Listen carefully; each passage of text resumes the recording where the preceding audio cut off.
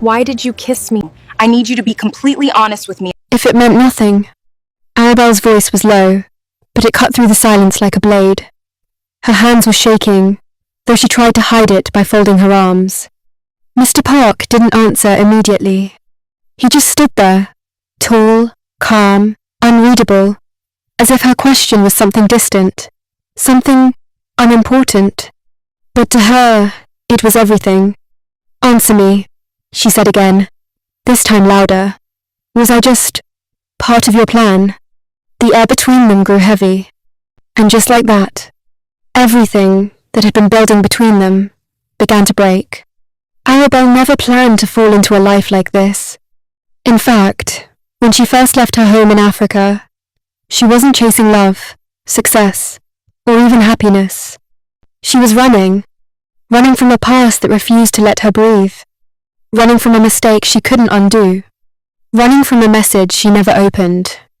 Even now, she could still remember that night clearly. Her phone had only 3% battery left. A single message sat on the screen, from someone she once trusted. Her thumb hovered over it. Then she deleted it, without reading. Starting over doesn't mean you forget. Her best friend had warned her. You have to listen to me because we cannot keep doing this. I am tired of talking about the same thing every single day when you just refuse to hear what I am trying to say. Arabelle didn't reply, because she didn't want to remember. She just wanted to disappear. Soul was not what she imagined. It was louder, colder, faster. People moved like machines, focused, serious, always chasing something. No one noticed her, and strangely, that felt safe. For once, she could exist without being seen, without being judged, without being reminded. The job came quickly, too quickly.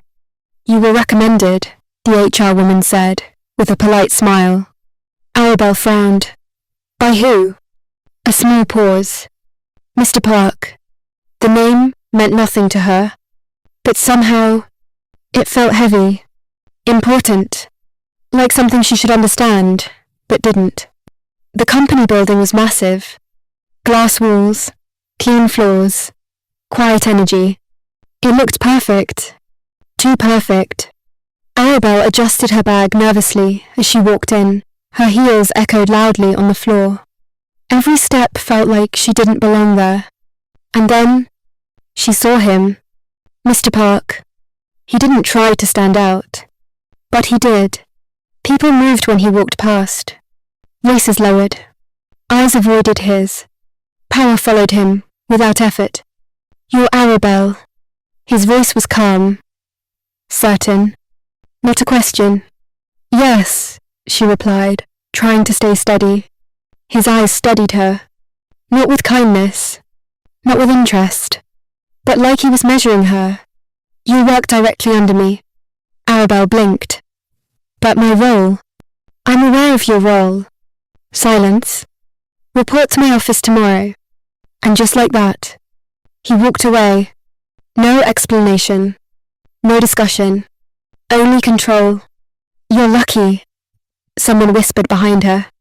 Another voice replied softly. Or maybe not. That should have been her first warning. But she ignored it. The first week was hard. Mr. Park was strict. Cold. Precise. No mistakes. No unnecessary talk. No room for comfort. But something felt strange.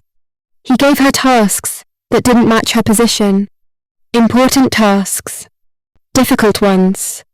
"You're testing me," she said one evening, finally speaking up. He didn't deny it. "Can you handle it?" Arabelle met his gaze. "Yes." A short pause. Then he nodded. "Good." That was all. But something changed. Because now, he wasn't just watching her. He was waiting for her. Days became weeks. Arabelle worked harder than she ever had. She learned quickly, adapted even faster, and slowly, Mr. Park's behavior began to shift. He still wasn't warm, but he paid more attention, spoke more, trusted her more, until one evening, Everything changed. "You'll attend an event with me," he said. Arabelle didn't look up. "As what?" A pause. "My date." She froze. "I wasn't hired for that." "I'll increase your salary." "It's not about money." That answer surprised him. Something flickered in his eyes. Something new. "Then consider it temporary," he said. Temporary. That word sounded simple, but it rarely told the truth. The event was beautiful. Bright lights. Elegant people. Soft music. Everything looked perfect. But something felt wrong. Arabelle stayed close to him, just like he asked. And then, she saw her. The woman. Graceful. Confident. Dangerous, in a quiet way. She walked toward them slowly, a small smile on her lips. "You replaced me quickly," she said, softly. Mr. Park said nothing. Instead, his hand moved to Arabelle's waist, pulling her closer, closer than necessary. And before she could react, he kissed her, right there, in front of everyone. Arabelle's heart stopped. This wasn't part of any plan. This felt real. Too real. But then, he pulled away, and whispered, "It means nothing." Those words hurt more than the kiss. Because suddenly, everything became clear. She wasn't special. She wasn't chosen. She was used. That night, Arabelle didn't cry. She didn't scream. She packed her things. Because she had made this mistake before, staying where she wasn't valued, believing something that wasn't real. Not again. The next morning, there was a knock on her door. She opened it. Mr. Park stood there. "You're leaving?" he said. "Yes." A pause. That kiss. She waited. Wasn't planned. Silence. "Then why did you do it?" she asked. He looked at her. Really looked. "I don't know." That answer made things worse.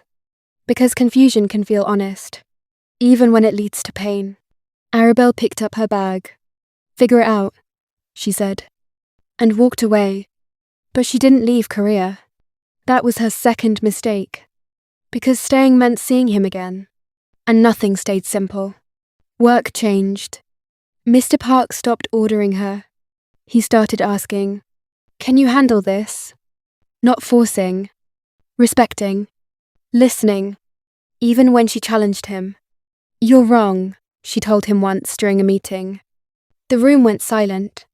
Everyone waited for his reaction. "Explain," he said calmly. She did. And he changed the decision. That was when people began to notice. And talk. And then, she came back. The woman from the event. His ex. "You think you matter?" she asked Arabelle, quietly. "I don't," Arabelle replied. The woman smiled. Cold.